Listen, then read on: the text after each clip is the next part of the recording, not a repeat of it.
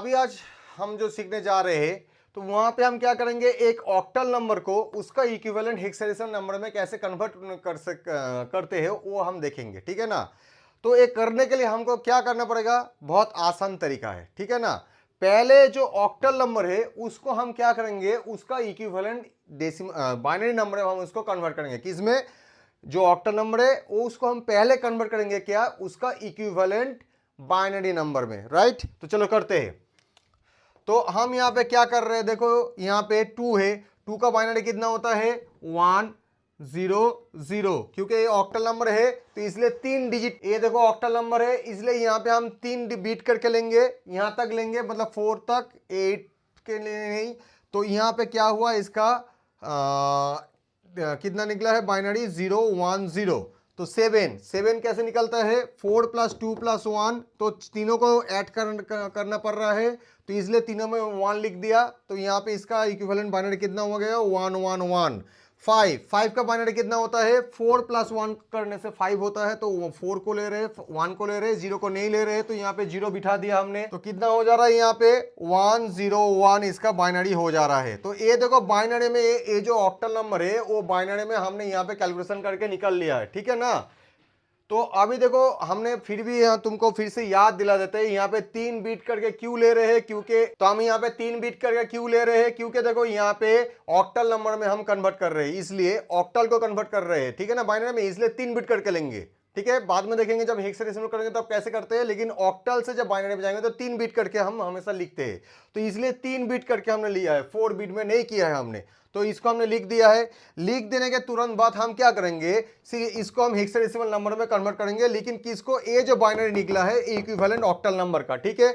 अभी हम क्या करेंगे, यहाँ पे इसका जो नंबर है इसको हम 4 बीट करके पकड़ेंगे, पेयर बनाएंगे। अभी देखो होल नंबर है इसलिए राइट हैंड साइड से कर रहे हैं, तो ये देखो ये चारों नंबर हमने यहाँ पे पेयर बनाया, 1 2 3 4, 4 बीट करके हमने इसको पेयर बनाया। उसके बाद फिर से 1 2 3 4 ऐसे 4 बीट करके पेयर बनाया। अभी देखो यहाँ पे तो पेयर नहीं बना पा रहा है क्योंकि एक ही डिजिट पड़ा हुआ है, तो इसलिए हम यहाँ पे 0 0 3 0 लगा दे रहे हैं 4 बीट करके। अभी 4 क्यों बीट में क्यों इसको हम पकड़ रहे हैं, क्योंकि अभी हमको किस में ले जाना है, हेक्साडेसिमल में, ठीक है ना। तो हमेशा याद रखना हेक्साडेसिमल नंबर सिस्टम में हमेशा 4 बीट करके हम उसको पकड़ते हैं, और जब ऑक्टल नंबर का सिस्टम का बारी आता है ना तो तब हम क्या करते हैं 3 बीट, सिर्फ और सिर्फ 3 बीट करके हम उसको पकड़ते हैं, ठीक है। तो अभी देखो हेक्साडेसिमल हमको कन्वर्ट करना है ये वाला डेसिमल नंबर को, इसलिए 4 बीट करके हमने पकड़ लिया यहाँ पे।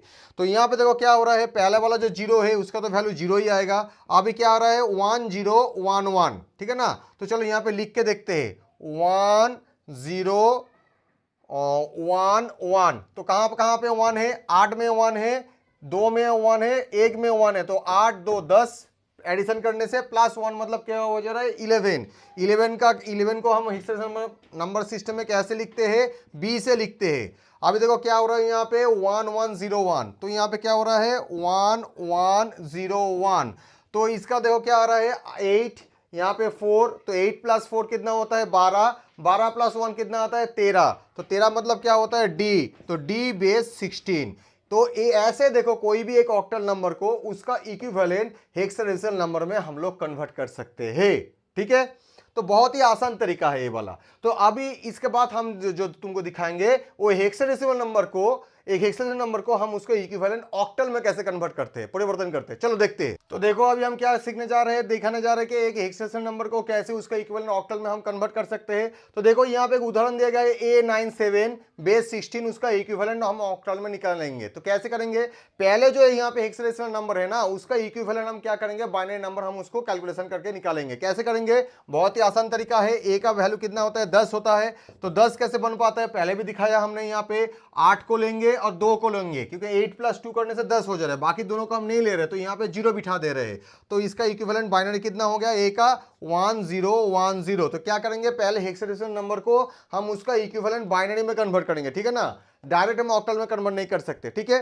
तो इसका इक्विवेलेंट कितना हुआ, A का इक्विवेलेंट बाइनरी कितना हो गया है 1 0 1 0। अभी 9 कैसे बना सकते हैं, 8 + 1 करने से 9 होता है, तो इस दोनों में जगह पे हमने 1 लिख दिया, बाकी दोनों को हमने यहाँ पे 0 कर दिया। कितना हो गया 8 + 1 मतलब 9।